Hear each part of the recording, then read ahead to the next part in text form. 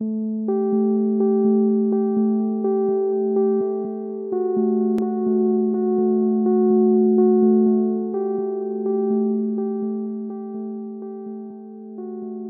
are approximately 4,500 asylum seekers and an even higher number of refugees living in Glasgow.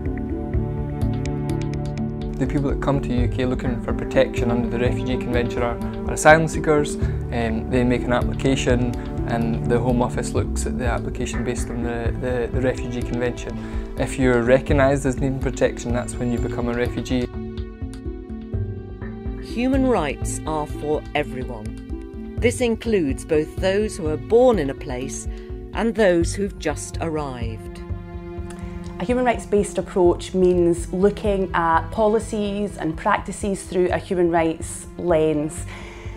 Realising human rights to things like health, housing and education is an ongoing process. And when we take a human rights-based approach, we can think about redesigning and evaluating policies and practices in those areas from a human rights perspective. Having a voice is about participating, it's about empowerment and non-discrimination, and these are all fundamental human rights values which help us to improve experiences of human rights in everyday life. Many asylum seekers and refugees suffer both from mental health problems due to trauma experienced before coming to Scotland, as well as experienced while here. The main causes of poor mental health that affects refugees in particular is pre-migration trauma. This is usually caused by human rights abuses, dislocation from home and culture, and also the fact that they're running from wars. When they arrive in Scotland, asylum seekers face lots of worries and uncertainty. A lot of asylum seekers have gone through a lot of trauma in their lives. A lot left their families, their children. This group face similar mental health experiences, just like the general population, such as poverty, isolation, and also addictions.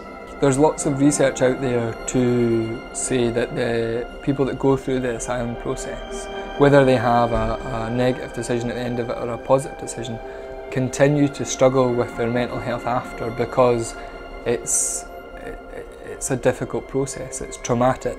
We're not mental health specialists, but we see lots of people struggling. The difference is that asylum seekers and refugees may not have similar understanding or awareness where services that help are located. So it's important to give this group an understanding and, more importantly, a voice in forums where they can share their experiences. Asylum seeker and refugee voices are often not represented within schools' parent council meetings.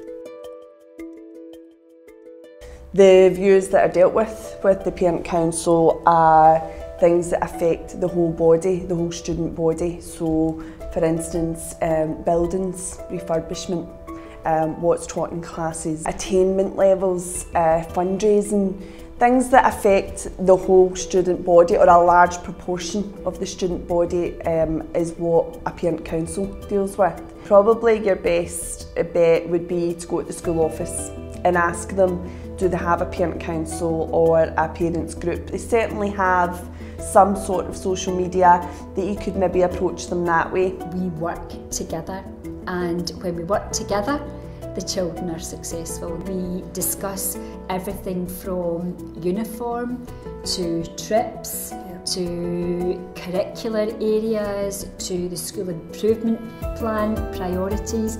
It's parent friendly. There may be some terms that will pop up, but we try to kind of stay away from any jargon. If you have enough parents coming together, and certainly if you contact like your local counsellor and get them involved, then you can really make a difference in some of the decisions, not even at school level, at local authority level. I would say probably the main barrier would be language. We can always get an interpreter in. What we have tried to do over the years is to be flexible with our times. Often, asylum seekers and refugees are not aware of their rights and entitlements to healthcare.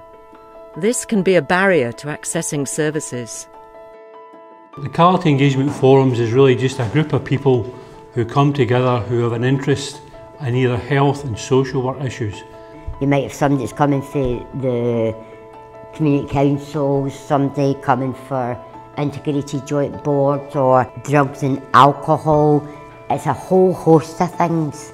Main aim is to provide people with information that they themselves can look into something, with the doctors, with the physios, whatever else it is. The key barriers are really, for some people it's work time, so we try and hold some of our meetings in the evening. The other barrier is the transport. The buses don't run after 7 o'clock in many areas. We'll provide taxis for people, pick them up at their houses and bring them in. A wee cup of tea and a blether and a wee sandwich.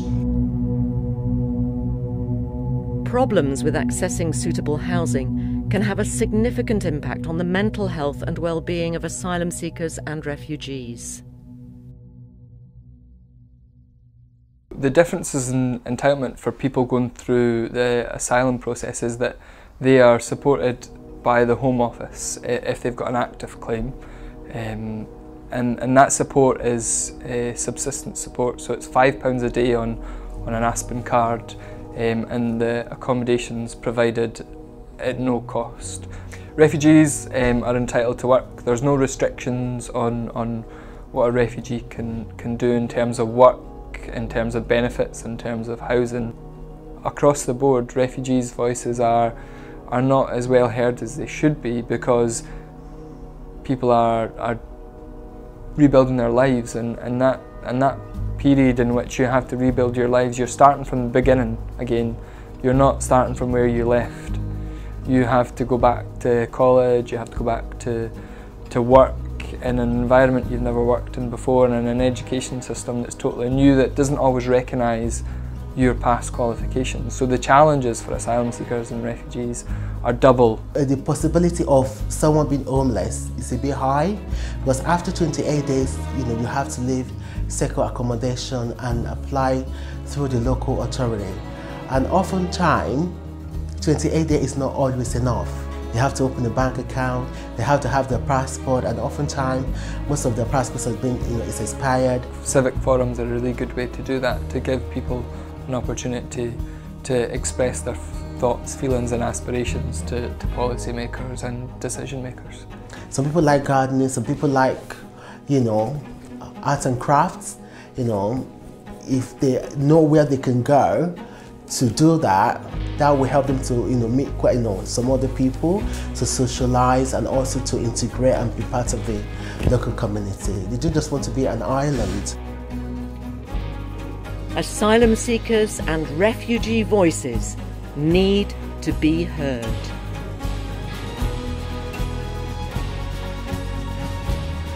The new Scots strategy adopts a human rights-based approach. It recognises the whole person and the impact interdependent factors can have on how a person feels, their health and well-being, and their opportunity to participate in society and to pursue their ambitions. The key principle of the New Scots strategy is that refugees and asylum seekers should be supported to integrate into communities from day one of arrival.